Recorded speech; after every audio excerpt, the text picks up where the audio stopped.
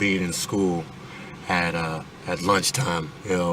Like I didn't want the other kids to pick at me, so I'd say something funny, pick at myself or something like that.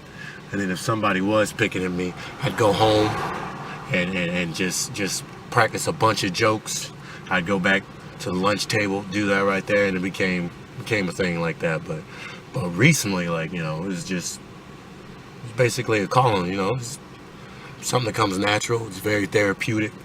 I just love it. I don't see how anybody would.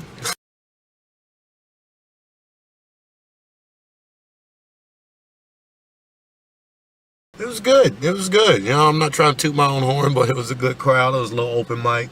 It was actually at the place I worked. Ray Burrito. Ray Burrito was doing it there, and so my boss was like, "Hey, you should go out there and try it." I said, "Well, why not?" So went out there and tried it. It was pretty good. Or somebody came up to me and they were like, Duncan came up to me and he's like, "I was expecting some Def Comedy Jam, all F this and F that," but hit him with the Star Trek jokes and give them something that they're not normally gonna get. So. And after that, like I said, it was therapeutic. And I'd be sitting there just chill, sit back and look at my everyday life, because that's where my jokes come from.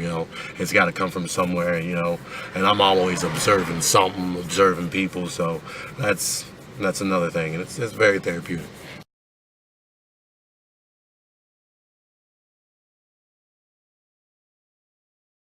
Dave Chappelle, Louis Black.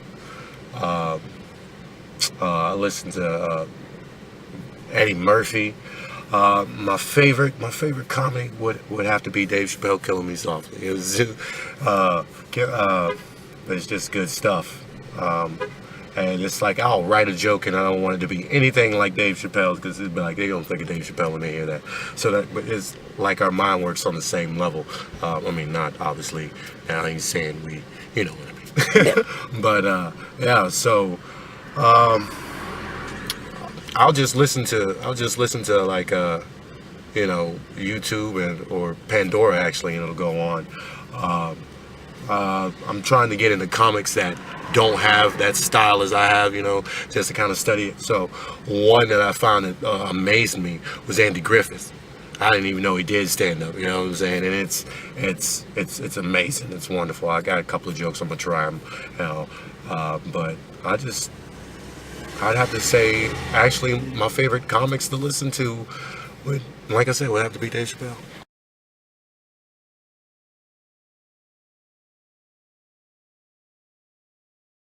Chappelle Show.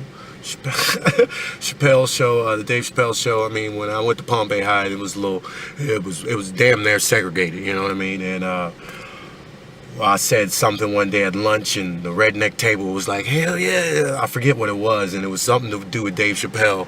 And ever since then, we were cool with the redneck table. So I'm telling you, Dave Chappelle brought that broke that barrier we had with the rednecks. uh, I'd say some of his movies, Half Baked and such as that right there. Like I said, it's close to home. So that's another good question. Thank you. I'd have to say my favorite would be, mostly everybody's favorite, is Fresh Prince of Bel-Air. That was that Fresh Prince, Martin. Like I have Martin and Fresh Prince every single season on DVD. They still make those. So like I can quote Martin for hours and hours. But like I said, I'll Cheers, Mad About You, Family Man. It's a rare condition this day and age to read any good news on a newspaper page. But yeah, Frasier. I love Frasier. I don't care what nobody say. I love Frasier. And Niles is a hoot. But yeah.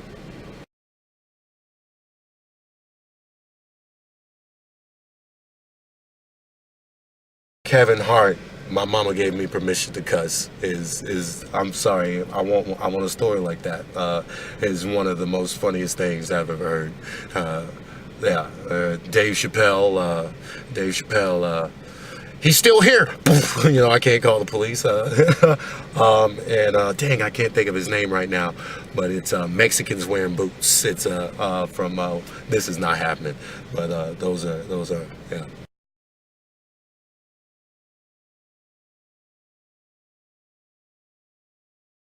well, I'd say Kevin Hart because I think he's making the most money. I don't know.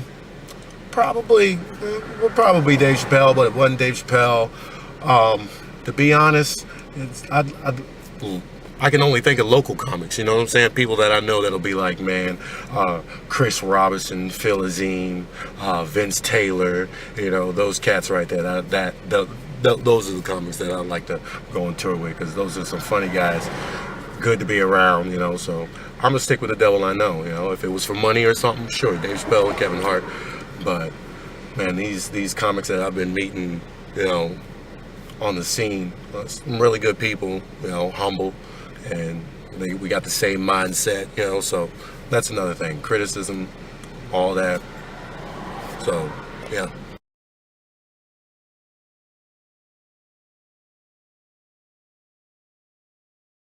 I want to get roasted by Snoop Dogg. Yeah, I'm just gonna say that right there. Louis C.K. He would. Yeah, Louis C.K. Eddie Murphy. That would be interesting.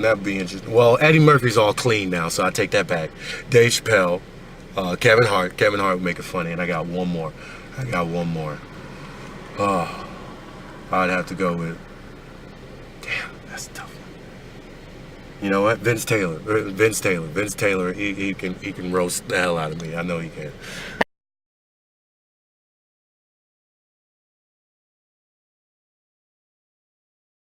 I would like to do sketches, When I was in elementary school, another thing that helped us was, majored in theater, did all that for college. And but in elementary school, we had a drama teacher who we do improv with.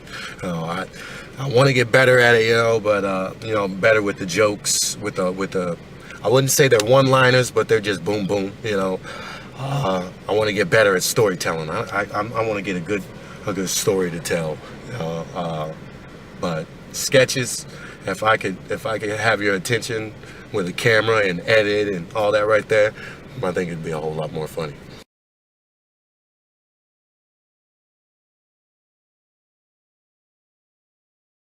I see it definitely progressing. You know what I'm saying? Like if I'm not trying to really be on a Kevin Hart level. You know what I'm saying?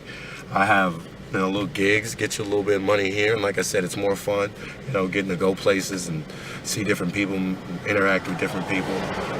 Right now, I got some young kids, 3 to be exact. So my main focus right now is them right now. So I'm not really hitting it as hard as I can, not putting 110% in there, just 100. So once they've grown up, they'll be a good age where I can leave them at the house by themselves legally. But so in 5 years, I definitely see me progressing. YouTube channel, open mics in the works, stuff like that. But like I said, if I just do open mics here and there, I'll be fine with that. So I see my career in comedy being humble in the next 5 years, no matter what. Like I say, shows I do, I'm proud of it. So I love it.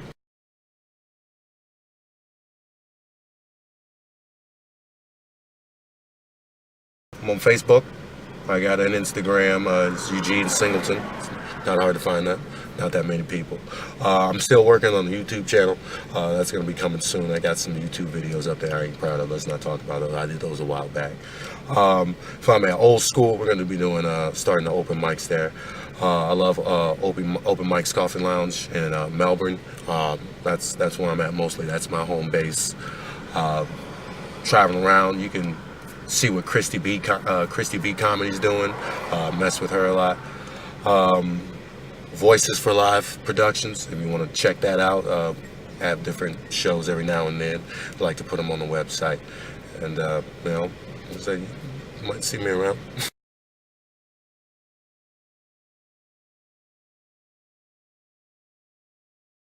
The world ain't got to be so serious, you know what I mean?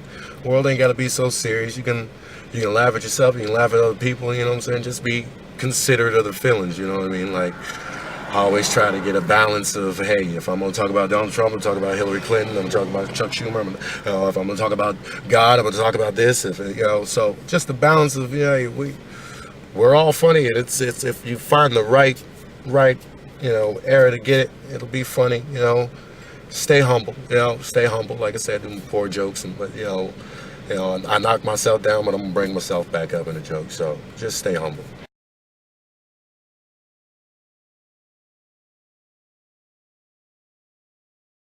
My name is Eugene Singleton. You can check me out at QtiePie.com, Seth. It's going to be a good watch, good website. So check that out, please. Yeah, and you do a lot. I thank you for everything that you do, in the comedy scene.